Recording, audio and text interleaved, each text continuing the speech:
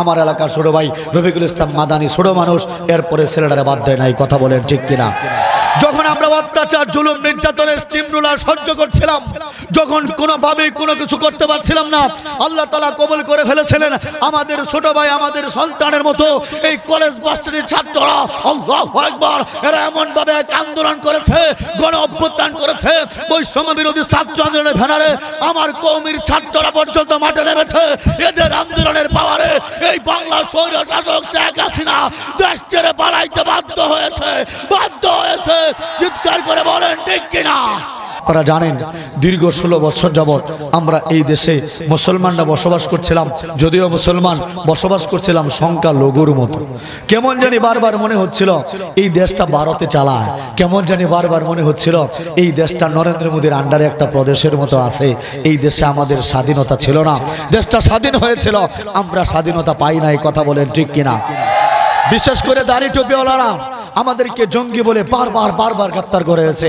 বাজার আমি নিজেও 3 মামলার আসামি, জঙ্গিদের সাথে আমিও জেল কেটে আসছি। বাবাজিরা, আমরা জবানে কথা বলার জন্য তালা লাগিয়ে দিয়েছিল। আমরা মাহফিলগুলোর মধ্যে গেলে আগেই বলতো এইটা বলা যাবে না, ওইটা বলা যাবে না, এইটা নিষেধ, এইটা নিষেধ, বলতো কিনা? কথা বলেন, বলতো কিনা? এই বক্তা আনা যাবে না, ওই বক্তা আনা যাবে না, এই মাহফিলের পারমিশন নাই। বলতো কি, আপনারা যে মাহফিল করতেছেন আপনারা কি কোনো অনুমতি নিয়েছেন? আমি বলি কেন, হিন্দুরা যে পূজা করতেছে তারা কি অনুমতি নিয়েছে? হিন্দুদের পূজার মধ্যে কোনো অনুমতি লাগতো বাজান, লাগতো? খ্রিস্টানদের বড়দিনে মদ খাওয়ার পার্টির মধ্যে অনুমতি লাগতো? উল্টা পুলিশ গিয়া পাহারা দিত, আর আমরা গেলেই অনুমতি নাই। হয়েছে কিনা? মুসলমান এই জাতির কর্ণধার উলামায়ে কেরামদেরকে গ্রেফতার করা হয়েছে, মসজিদ থেকে গ্রেফতার করেছে, তার বাচ্চাটাকে কুল থেকে সরায় গ্রেফতার করেছে মুসলমান। তারাবি পড়াইতেছে এরকম হাফেজ সাহেবদের গ্রেফতার করা হয়েছে। মুসলমান ইতিকাফরত অবস্থায় আল্লাহর ওলিদের গ্রেফতার করে এই বাংলার জেলখানায় প্রেরণ করা হয়েছে। আপনাদেরকে জিজ্ঞেস করতে চাই, বাংলাদেশের শত শত আলেম গ্রেফতার হইল, আপনাদের কাছে প্রশ্ন, হাসিনার আমলে 16 বছরে কয়টা ব্রাহ্মণ ঠাকুররে গ্রেফতার করছে? একজনে করছে? কয়টা খ্রিস্টান ফাদাররে গ্রেফতার করছে আমারে বলেন তো?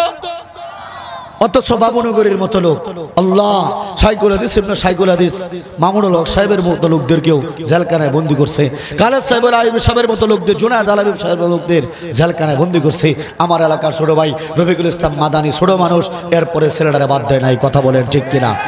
যখন আমরা অত্যাচার জুলুম নির্যাতনের স্টিম রুলার সহ্য করছিলাম, যখন কোনোভাবেই কোনো কিছু করতে পারছিলাম না, আল্লাহ তাআলা কবুল করে ফেলেছিলেন আমাদের ছোট ভাই আমাদের সন্তানের মতো এই কলেজ ভার্সিটির ছাত্ররা। আল্লাহু আকবার। এরা এমন ভাবে এক আন্দোলন করেছে, গণ অভ্যুত্থান করেছে, বৈষম্য বিরোধী ছাত্র আন্দোলনের ব্যানারে আমার কওমির ছাত্ররা পর্যন্ত মাঠে নেমেছে। এদের আন্দোলনের পাওয়ারে এই বাংলার স্বৈর শাসক শেখ হাসিনা দেশ ছেড়ে পালাইতে বাধ্য হয়েছে। চিৎকার করে বলেন ঠিক কিনা?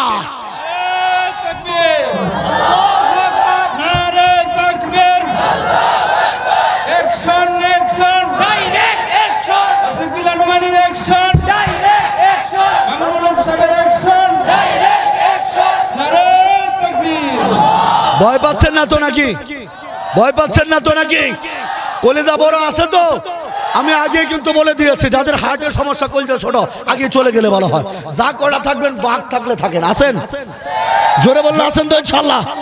তাহলে আমি কি আশা করতে পারি এই কওমির ছাত্রদেরকে নিয়ে, এই কলেজ ভার্সিটির ছাত্রদেরকে নিয়ে ওই দিনটা বেশি দূরে না, যেদিন আমরা আবারও হাতে তলোয়ার তুলে নেব ইনশাআল্লাহ।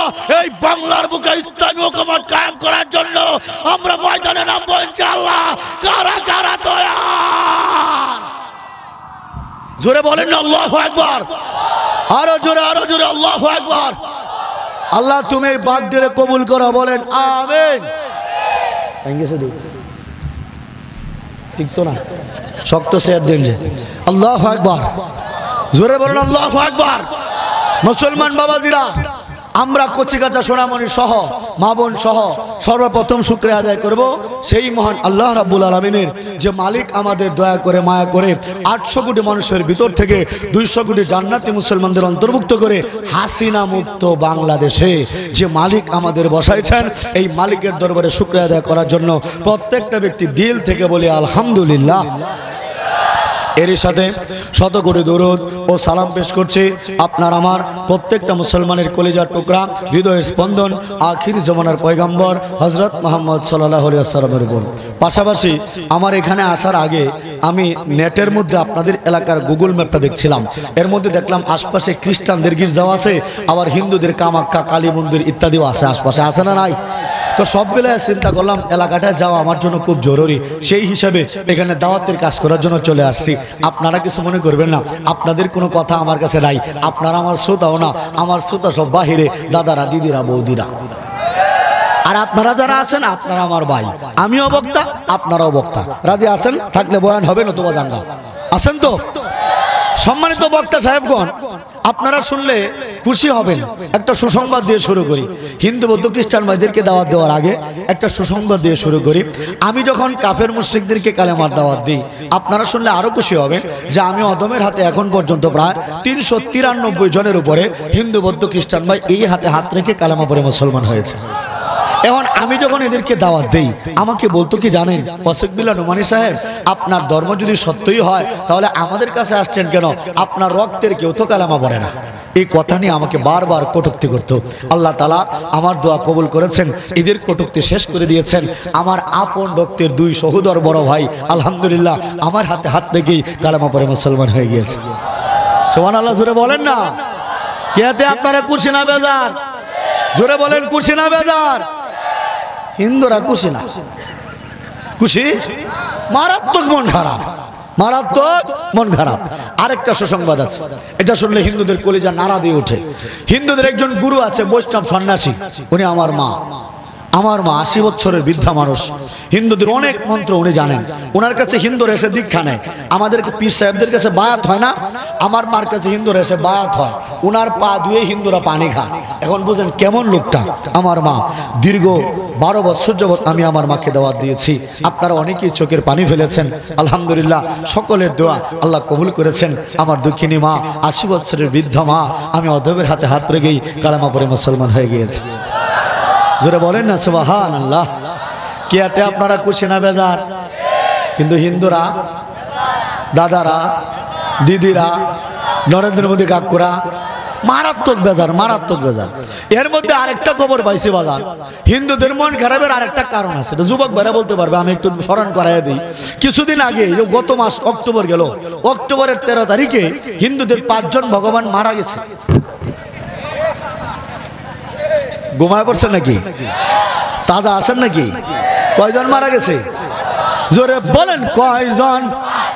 আর জোরে তালে তালে তাল মিলাইয়া জোরসে বলো, গম মাগাইয়া হাই মইরা গেছে ভগবান। কয়জন? কয়জন? অনেকে বিষয়টা বুঝতেছে না, হুজুর কি কাহিনী শুরু করলো। ভগবান বলে মারা গেছে, হওয়া যান ভগবান মারা গেছে। কয়জন? 5 জন। 5 জন ভগবান মরছে। একটু স্মরণ করায় দিই, কলমাকান্দা দুর্গাপুরে 10 হাতি দুর্গার পূজা হয়েছিল না? কি কথা বলেন, হয়েছিল না? দুর্গার পাশে ছিল তার মেয়ে লক্ষ্মী, এর পাশে ছিল তার বোন সরস্বতী। কয়জন হইল? 3 জন। এর পাশে ছিল হিন্দুদের আনমেরিড ভগবান বাবা কার্তিক। কয়জন হইল? 4 জন। এর পাশে ছিল হিন্দুদের হাতি মার্কা ভগবান বাবা গণেশ। কয়জন হইল? কয়জন হইল? এই 5 জন ভগবান মারা গিয়েছে। যদি আপনাদের বিশ্বাস না হয় নদীতে গিয়ে দেখে আসতে পারেন, এখনো ভগবানদের কঙ্কাল পাওয়া যাইতে পারে। কথা বলেন ঠিক কিনা? মুসলমান হিন্দুদের পূজা যখন শুরু হয়, এরা প্রথমেই মূর্তি বানায়, ডাইরেক্ট মূর্তি পূজা শুরু করে দেয় না, ওয়াক্তের জন্য অপেক্ষা করে। আমরা যেমন ওয়াক্ত মতো নামাজ পড়ি, এরা ওয়াক্ত মতো পূজা করে। ওটার নাম হলো লগ্ন অথবা বলে তিথি। মুসলমান যখন ওয়াক্ত হয়, লগ্ন হয়, তিথি হয়, এরা মূর্তি বানায়, মূর্তির বুকের মধ্যে হাত দেয়, এরপর প্রাণ প্রতিষ্ঠার মন্ত্র পাঠ করে, অর্থাৎ মানুষ মালিকের জীবন দেয়। তারা মানুষ মালিকের জীবন দেয়। কেমন মালিকটা? মালিকের জীবন দেয় ব্রাহ্মণ ঠাকুরে। নাউজুবিল্লাহ বলেন না। এরপরে শুরু করে দেয় সপ্তমী, শুরু করে দেয় অষ্টমী পূজা, শুরু করে দেয় নবমী, দশমীর টাইম যখন হয়, যেদিন মূর্তি ফেলে দেওয়ার টাইম হয়, এই দিন ভগবানকে মার্ডার করে ব্রাহ্মণ ঠাকুরে। ভগবানকে মার্ডার করে, মালিককে মার্ডার করে। ওরে বাবা, কেমন মালিকের ক্ষমতাটা!